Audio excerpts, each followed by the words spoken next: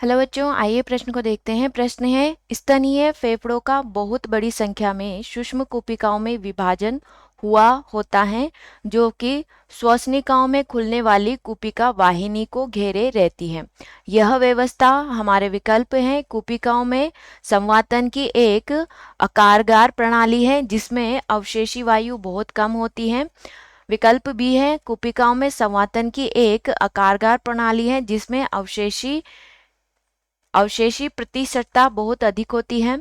विकल्प सी है, कूपिकाओं में संवातन की एक कारगर प्रणाली है जिसमें अवशेषी वायु नहीं होती है। कूपिकाओं में संवातन की एक कारगर प्रणाली है जिसमें अवशेषी वायु बहुत कम या नहीं रहती है। तो यहाँ पे हम बात करते हैं बच्चों प्रश्न की मुख्य अवधारणा के बारे में। मुख्य अवधारणा, ठीक है। तो यहाँ पे प्रश्न की मुख्य अवधारणा है कि जो स्तनियों के फेफड़े होते हैं, मैमल्स के लंग्स या फेफड़े, फेफड़ों में क्या होती है? सूक्ष्म कूपिकाएं पाई जाती हैं। सूक्ष्म कूपिकाएं पाई जाती हैं, कूपिकाएं पाई जाती हैं। और ये कूपिकाएं गैसों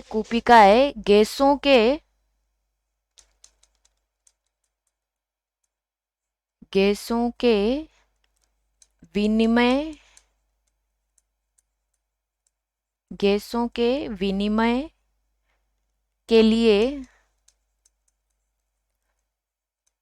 वृहद सतह प्रदान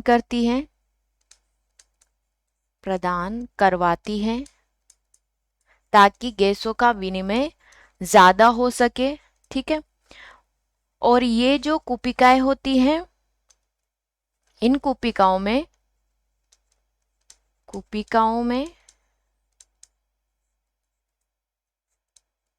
अवशेषी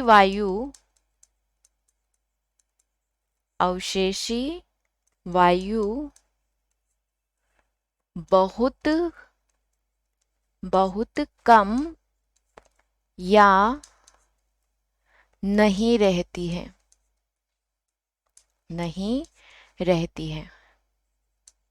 ठीक है।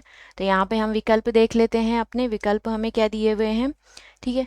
तो विकल्प ए हमें दिया हुआ है, कूपिकाओं में संवातन की एक आकारगार प्रणाली है जिसमें अवशेषी वायु बहुत कम होती है, ठीक है। तो यहाँ पे आकारगार प्रणाली नहीं आएगा, तो ये हमारा विकल्प नहीं होगा। विकल्प बी हमें दिया हुआ है, कूपिकाओं में संवातन की एक आकारगार प्रणाली है जिसमें अवशेषी प्रतिशतता बहुत अधिक होती है, ठीक है। तो यहाँ पे अवशेषी प्रतिशतता बहुत अधिक नहीं होती है कूपिकाओं में, तो ये हमारा विकल्प नहीं होगा। विकल्प सी हमें दिया हुआ है, कूपिकाओं में संवातन की एक कारगर प्रणाली है जिसमें अवशेषी वायु नहीं होती है, ठीक है। तो ये क्या होता है कि जो अवशेषी वायु है या तो वो बहुत कम रहती है या फिर नहीं रहती है, थोड़ी बहुत पाई जाती है, तो ये हमारा विकल्प नहीं होगा।